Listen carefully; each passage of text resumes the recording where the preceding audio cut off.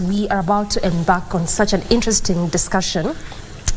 Taking cognizance of the fact that this is actually the ongoing conversation in this country. We're looking at housing, the housing agenda, and I can tell you for sure the same has also been captured in the dailies that I'm seeing this morning. Also, this is a matter that yesterday the PS housing did try so much to expound and explain to Kenyans what exactly this will mean. But also this is part of what forms basis of our discussion for the next about 40 minutes. We are looking at urbanization policy and which way with that, in regards to that in this country. And for the same, I have created FaceTime with Maimuna Sharif, who is the Executive Director, UN Habitat, and also a champion of sustainable urbanization. Maimuna, welcome to the program. Thank you so much, Doreen, for having me here. Thank you. And thank you so much for making time as well. Yes, my pleasure. Pleasure is all ours too. Now, before even we get to the whole conversation of housing, let's just start with the basics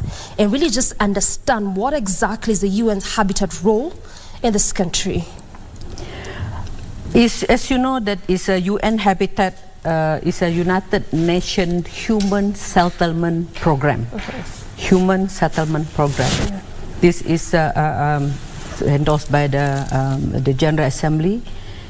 From the Habitat 1 in Vancouver in 1976, and in 1978 we have the UN Habitat Human Settlement Program, or you can United Nations Human Settlement Program, or in short, UN Habitat. Our role, we are given the mandate to look at the socially and environmentally in terms of the human settlement. May it be in the villages, may it big metropolitan cities, or even in the small cities, in intermediate cities. I think this is very important, and our work is looking into the how we can improve the quality of life for all. For all here is not only human. Yes. We are talking about quality of life for all, either is from the human, flora and fauna. Mm-hmm. And that is where our vision is, to improve quality of life for all in the urbanizing world. You know that the world now is keep on urbanizing, and then that's our headquarters is here, and I'm very happy that I'm already been here for the past 6 years as an Executive Director of UN Habitat, trying to implement the mandate given by the General Assembly to us. Mm-hmm. You're really talking about human settlement programs. Mm-hmm. How have you been doing this? Because this is one of the key, I should say, pressing issues when you look at settlement. How have you so far been dealing with this? We, we celebrate this year 45th year. Yeah? Of doing this? Yes, for our organization. Mm-hmm. And what we are looking at is that is how our organization work together with the what's so-called member state and the government and the people of all walks of life, and to work in two ways. In one is providing the technical advice, what you normally call in the UN is the normative part of our work. The norm, creating the guidelines, the urban policy, the regulation, the tools.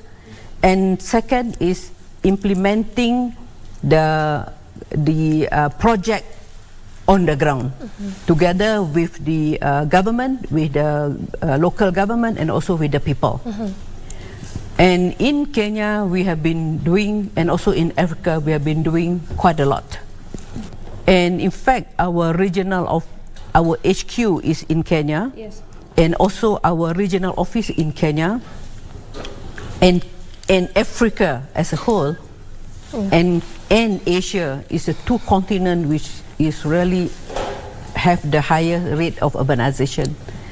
So we are looking into the very simple and humble way of looking at how can we provide the basic services for yes, humanity. Yes. For example, housing, a roof, you know, I mean, is beyond above the head, but is more than that, more than the four wall. And also basic services like water, electricity, sanitation, health, employment, and we're not forgetting also the recreation, the culture. So I think this is what we are working together and in providing the technical advice to the government and creating the resolution, the regulations in terms of land system, land tenure, and also in terms when we talk about basic services and housing in terms of the regulation. Now we talk about the green infrastructure, resilient building. That is where UN Habitat, our technical expert, and we also implement pilot project on the ground. When is it successful, we hand over to the government to scale up and to spread out the project. So just allow me to ask this to see if I've gotten this correctly. When it comes to those matters that you've talked about, housing, water, electricity, sanitation, employment, you said that you give advice to the government? Yes. On better ways to do this? Yes. We'll come to that in a short while, especially when it comes to housing. Okay. Nonetheless, talk to me about the difference between the United Nations Habitat and the United Nations Habitat Assembly. How do the two intertwine? UN Habitat Human Settlement Program is the name of the organization. Is one of the UN agencies, because we have many UN agencies like UN Environment, UN Women, UN ACR, but UN Habitat is one of the agencies dealing with human settlement and dealing with socially, environmentally, trying to provide a better quality of life for people. And the United Nations Assembly or UN Habitat Assembly is the tool, is the highest level of legislative body that deal with urbanization and human settlement. The UN Habitat Human Settlement Program is the organization, but within this organization there is a body, there is a legislator that we have in the UN Habitat program. We have 3 levels of governance. The first level is the first level is UN Habitat Assembly. Okay. The highest level. You have the United Nations Environmental Assembly, United Nations Health Assembly, United Nations maybe Human Rights Assembly, but this is United Nations United Nations Habitat Assembly. Habitat meaning the human settlement. And we also, below that, we have the Community for Permanent Representative. And the third is Executive Board. So United Nations Assembly, the UN Habitat Assembly is the highest legislative body dealing with legislation, regulation, policies for human settlement. So when we talk about urbanization, when we talk about human settlement, this is the highest legislative body in the UN. And it's going to take place in Nairobi on the 5th of June and to the 9th of June next month. Yes. And we'll also come to that to understand what that would mean for this country and what we should expect from that. But before then, the United Nations Habitat has been engaged in about 30 projects in some 22 counties in this country since 2013. Maimuna, talk to me about the nature of these projects and to what end has it reached so far as you speak? I would like to look at in 2 aspects. Okay. One is the nature of the normative part of our work, meaning that working together with the government, working together with the governors, the counties, and working together with the communities in giving them advice, in helping them to formulate regulation, to formulate guidelines. And for example, like for Kenya, we have 2 sets. One is when I just joined in 2018, we have the Habitat Country Program for Kenya. And now we are going to launch the Habitat Country Program for Kenya for the second version. And in that Habitat Country program, we put down we study and we do the research. We lay down what are the aspects to be in terms of planning, economic, social environment that is needed in Kenya, and then we will work together with, in this case, Kenyan government to implement it. Second is the actual project on the ground. One, the normative part is, I give you an example. Through the Habitat Country program, we put on the proposed urban policy. And we propose also to have the maybe Kenya National Urban Forum. I think this is already, I already presented this to the government, to the president, and I hope that they are looking into this, because from the new urban agenda that was endorsed in Quito in 2016, as Kenya is also the signatory, that we have to implement the new urban agenda through the National Urban Forum, talking about the policy, about the countries. That from there, we trickle it down to the strategy, to the action plan, to the counties. For example, like waste management.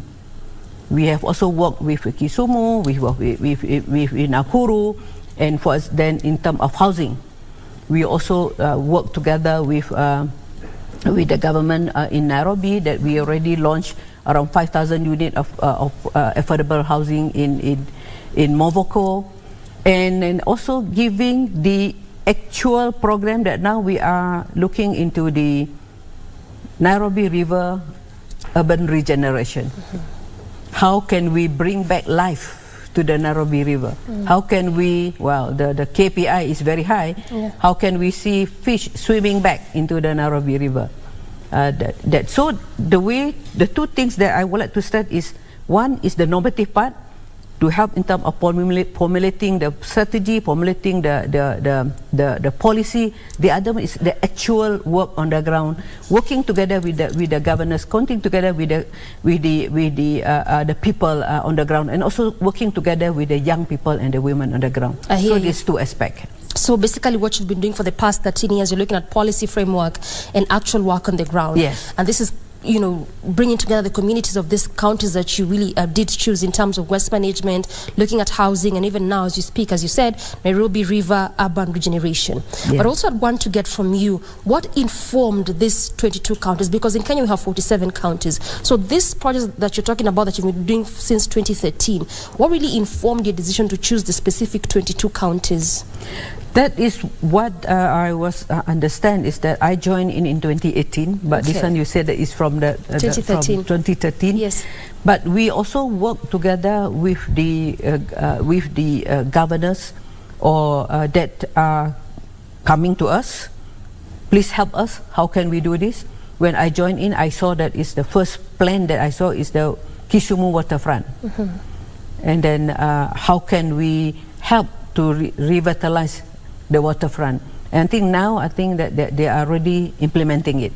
That's one. Second is how can we reclaim and give a better community livelihood? Yes. If you go to Dendora, for example, we managed to work together with the people in also with the community and the young people in Dendora, to convert many open dump site, rubbish dump site, into public spaces. I love to go there to see the spirit of the people there. And we use this one is the normative part of our work. We use the block by block methodology, which we develop. And then we go to the ground and then we explain to the people, said, let's do this. We would like to work together with you so that we can improve your quality of life, we can improve the cleanliness. I went to a few times in Dendora, and even Dendora managed to get the award, Dubai Award. So that's how we work. And for the river, Nairobi River urban regeneration, if you look at the Machuki Park, that is very near. Yes, that is the first part of the project. Yes. And we would like to go all the way down. And to do this, we need to engage the people.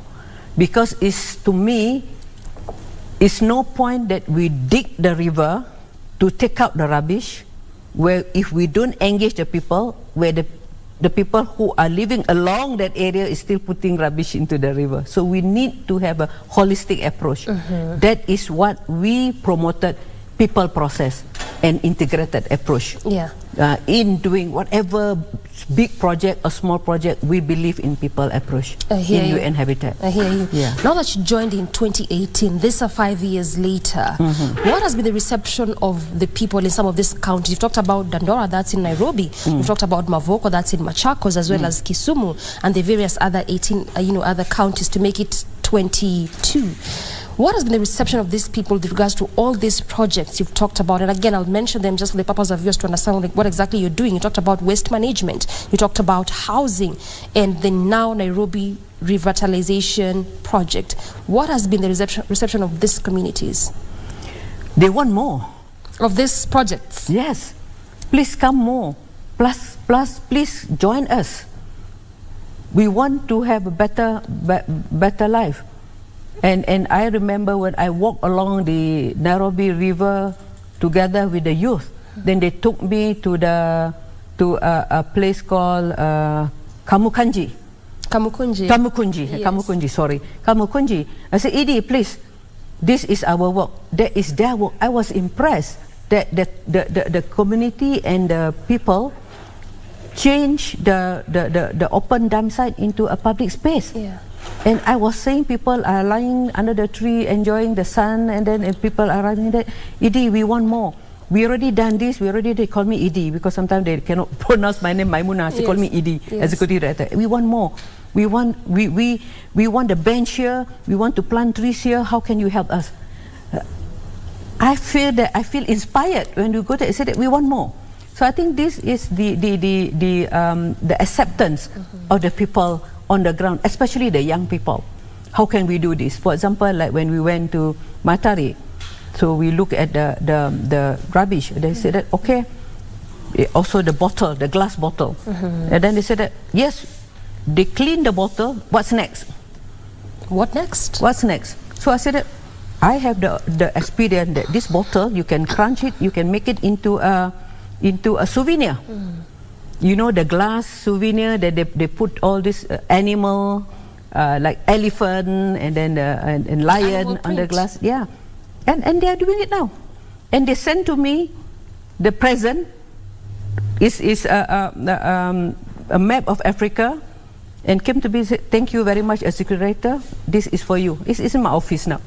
So meaning that they have the talent, but they need the encouragement, and they also need help in terms of knowledge and also in terms of small contribution for them to start. I hear you. And I'm just listening to you speak, Executive Director Maimuna, of this, especially places that you've been with. You talked about Madara, you talked about Kamukunji, and the various other areas that you've been with as you continue with these projects.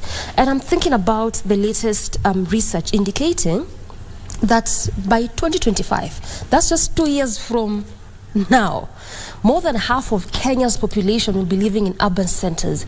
We're looking at a population of 50 million Kenyans. So we're talking about more than 25 million Kenyans will be living in urban areas. Today we are celebrating the 60th anniversary of the African Union.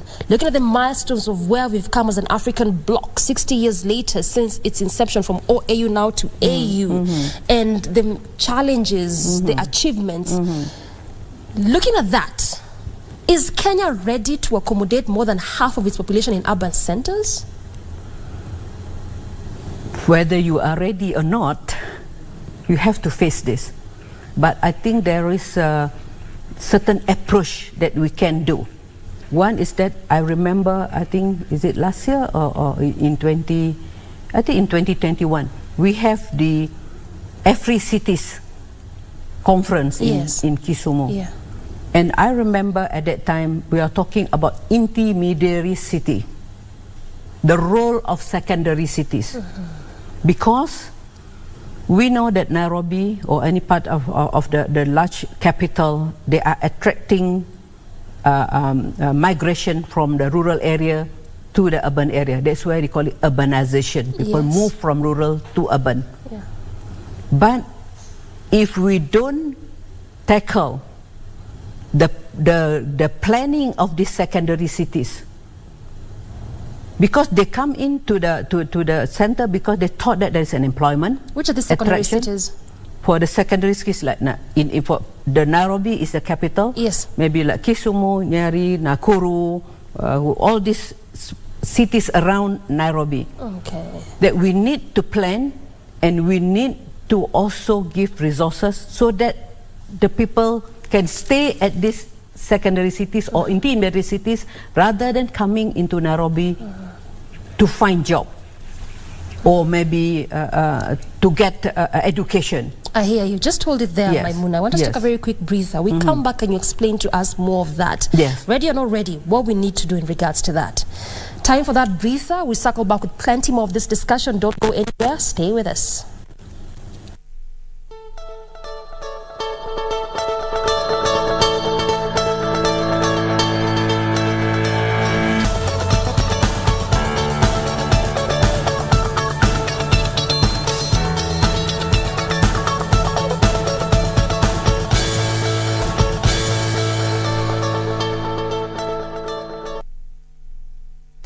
We definitely appreciate your valid company. We continue apace with our discussion, still holding hot with Maimuna Sharif, the Executive Director of UN Habitat and the champion of sustainable urbanization. We're looking at urbanization policy in this country. Maimuna, before we took that break, we were just trying to explore the fact that in the next 2 years, looking at what statistics has for us, that we are looking at more than half of Kenya's population living in the urban centers. And I was trying to compare that with the fact that today, being the 25th of May, we are actually celebrating 60th anniversary of the African Union since its inception, from when it changed to OAU now to AU, looking at the milestones and the challenges and where we are as an African bloc with regards to our issues. And so with all of this, my question to you was, are we ready as Kenya from the African continent for this, that more than half of our population living in urban centers? Kenya have to be ready. Regardless. So how do we plan now? Urbanization is there to stay. And people will continue moving into the urban area as long as we don't do proper planning. What I mean by planning is that, for example, I give you, I came from Malaysia. Yes. Yeah. And Kuala Lumpur is the capital. And along Kuala Lumpur, we have Penang, we have Ipoh, we have what I talked to you just now, the secondary cities. Yeah. If we don't plan Penang, Ipoh, Johor, Malacca, all these secondary cities surround Kuala Lumpur, people will continue coming in thinking that they can get what they want in Kuala Lumpur, what they want in Nairobi: employment, housing, health, education. But if we plan well all these secondary cities, there's no reason for them to go into the capital, because they can have the education, proper education in the smaller cities. They can have the convenience, the banking and all that. They can have health. They can have also the entertainment in the secondary cities. That's why the overall planning for the whole country is important. The spatial planning and the economic planning, because spatial planning is dealing with space, the land use planning, and the spatial planning is also have to link with the physical planning. If you do the land use planning without the budget, it cannot be. So that spatial planning must be aligned with the fiscal planning. Yes. Then there's no reason people to come to the city, because they have the that is. Planning is important. Second, that we have to invest in basic infrastructure, communication, road, and then in terms of the what you call it, the mobility, because now there are a lot of new thinking after the COVID-19, talking about the mixed use, talking about the 15-minute city, talking about the compact city. So one thing that is important is planning. Because when we have a very transparent land use planning, that's my experience in Malaysia, then we can attract investors to invest. Because they know that if they invest in this particular land, particular area, they know what is their neighbor to be. Because that land use planning that is gazetted, that is implemented is very important. Not only the planning, but must be implemented. Otherwise, it's only plan and then it's keep it in on the cupboard and they collect dust. Yeah. That's the implementation is important. That is where I used to say that policy must be translated into practice, into on the ground. That's what we did in my experience as a former mayor in Penang.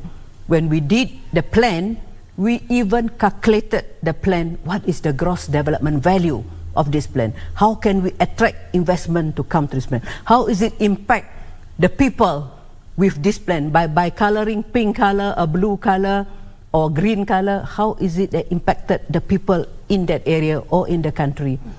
The impact and also that is very important through the public participation and public engagement.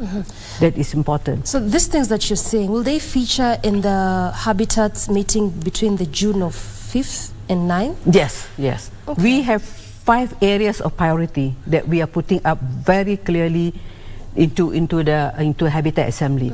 One is on the adequate and affordable housing, because we believe that housing is a human right.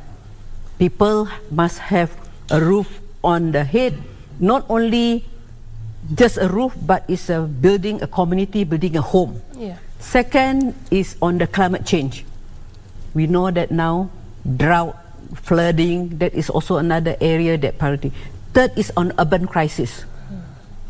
Fourth, in localization of the SDG. How can we localize? And the fifth is, before all this, we need prosperity and finance. Don't talk if there is no fifth one, the finance. How can we finance urban agenda?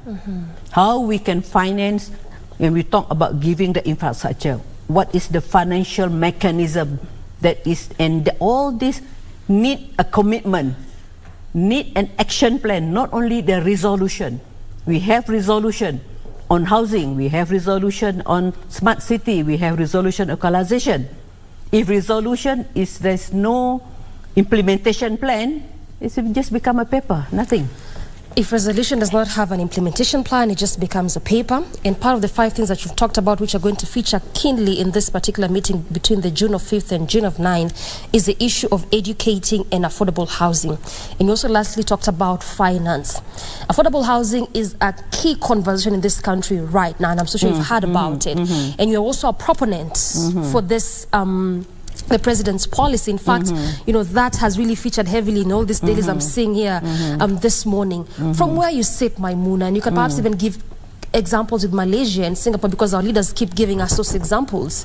What is it that we are missing as a country? And the reason why I ask this is because we have seen civil society groups, the latest being the Law Society of Kenya, the latest entrant into the opposing of this, you know, plan. And if it has to be there, then they have to reduce it from 3% to 1%. That's the government proposal, that you as a Kenyan, you contribute 3% and your employer matches that to have 6%, and all in a bid to ensure that we actually have affordable housing. What is this that we are missing, that we're not seeming to agree with the government, listening to what you've talked about over time in this conversation about housing and urbanization and how important it is? Housing is very important. Before we talk about implementation of housing, we must have data. The data, that's why my experience in Malaysia and as a former mayor, that data is very important in order for us to make an informed decision. Data on how many, the supply and demand of housing, data of the threshold of the people, the level of income, and also data on in terms of the land tenure. Because without this data, we cannot formulate the housing policy. Because if without data, it's very difficult for us to implement whatever policy and regulation that we have. No? One is data. Second is the policy. Implementable policy. Maybe it's not perfect policy, but implementable policy. as I said earlier, policy must be implemented on the ground. Policy to practice, practice to impact. This is important.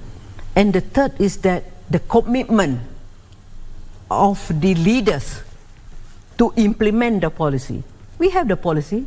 I think in Kenya they also have, I remember the PS Charles Hinger said yesterday, we have policies in the 60 years ago. But where is the implementation? Where is the funding to implement? So I think this is very important, is leadership, governance. Governance, it can be the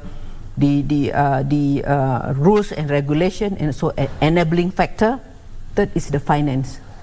Finance, it can be public-private partnership, because housing, we cannot put everything on the government. Then if you're saying that public-private partnerships in terms of financing, from where you sit, don't you think we need to go that route as opposed to having a Kenyan contribute 3% and the employer 3%? Why don't we use that?